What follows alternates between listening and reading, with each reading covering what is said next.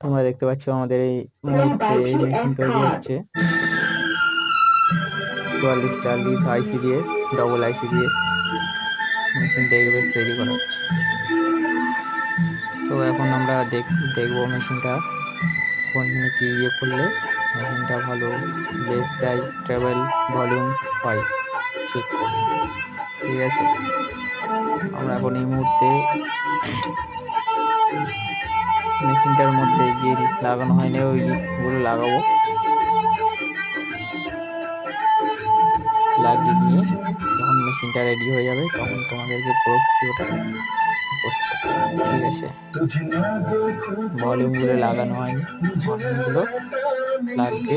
ভিডিওটা কমপ্লিট করে তোমাদেরকে দেখাবো।